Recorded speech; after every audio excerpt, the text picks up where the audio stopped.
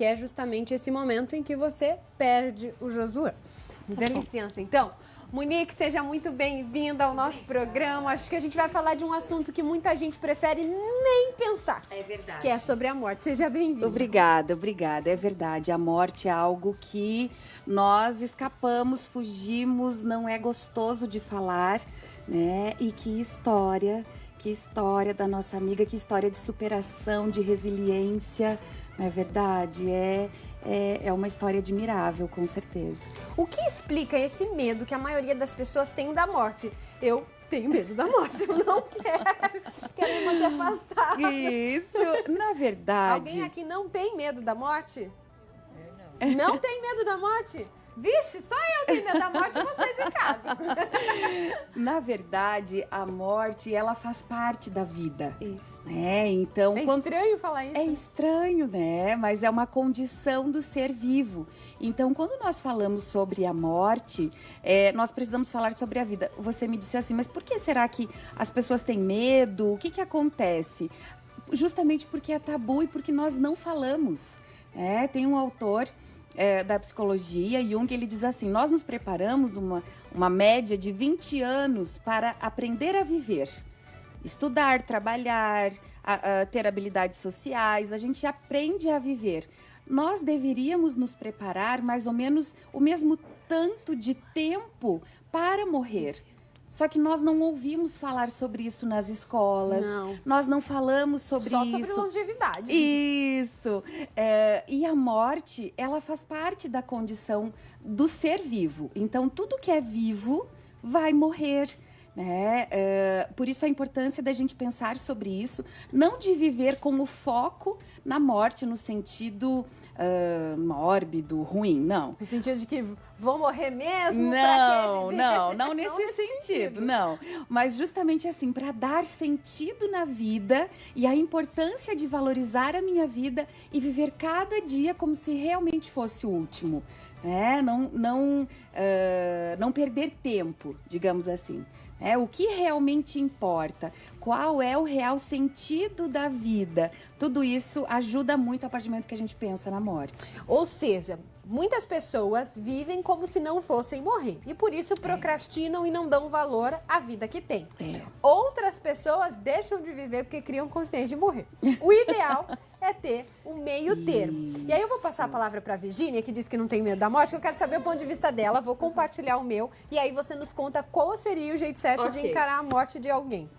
Virgínia, por que você não tem medo da morte? Eu não tenho medo da morte porque é a única certeza que eu tenho. E você sempre teve essa tranquilidade em falar desse assunto? Não. A partir de que momento?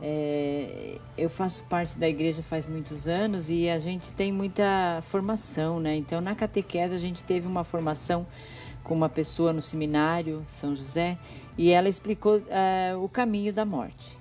O caminho da morte é como se uma gestação. A gente vai morrer para essa vida e ressuscitar para uma outra vida.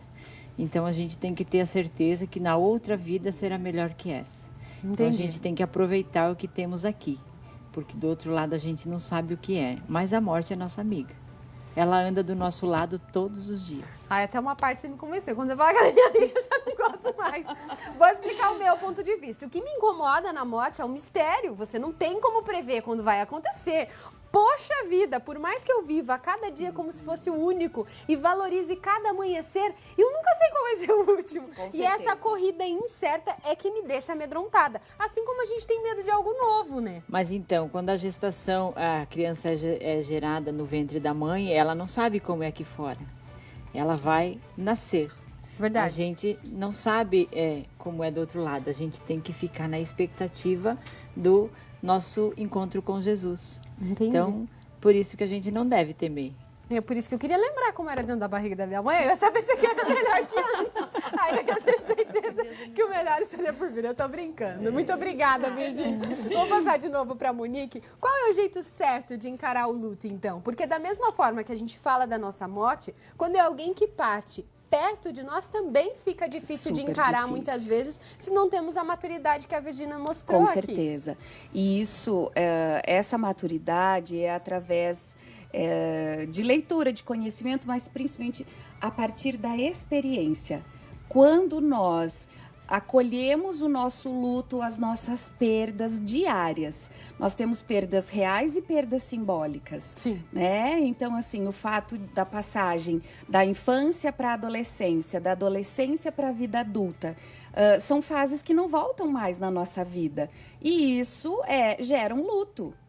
Então, a todo momento da nossa vida, nós estamos elaborando pequenos ou grandes lutos.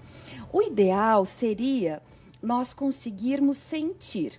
Então, bem como você coloca, eu não gosto, é ruim. E que bom, é porque a gente não tem que gostar mesmo, né? Nós gostamos de viver, todos nós, né? É muito bom viver.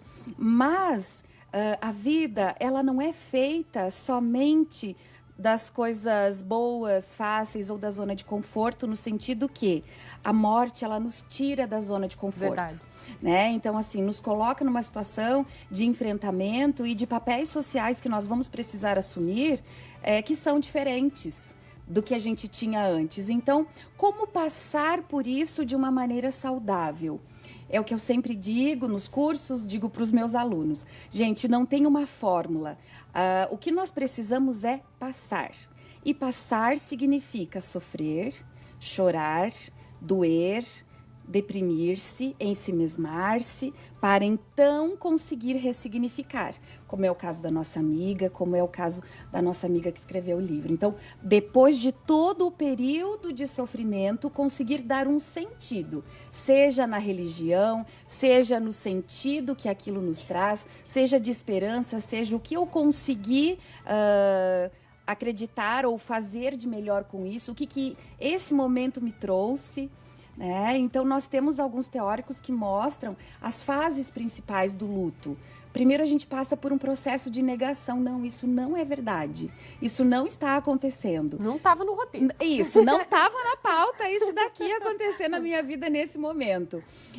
Então, nós passamos por isso, por essa negação. Depois, o sentimento de raiva. Depois, mas por quê? Por que isso agora? Por que isso, né? E aí, todo esse sentimento de barganha. A depressão e depois a aceitação. O recomeço. O recomeço, exatamente. Então, não tem como a gente passar por esse processo e elaborar algo que é tão doloroso, tão difícil, sem passar por ele. Então tá, vamos encarar. Basicamente, respira e vai. encara. Isso. E é tão complicado porque no nosso mundo hoje, tão corrido, tão acelerado, a gente quase não pode parar para chorar. Fala, para um pouquinho aí, que agora eu preciso vivenciar o meu luto. Quase aquilo, para o mundo que eu quero descer. Agora, e o enlutado precisa fazer esse trabalho. Aplausos para Monique e para Virgínia que participaram aqui com a gente. Sejam sempre bem-vindas. Eu digo que a maior graça de poder falar de tantos assuntos com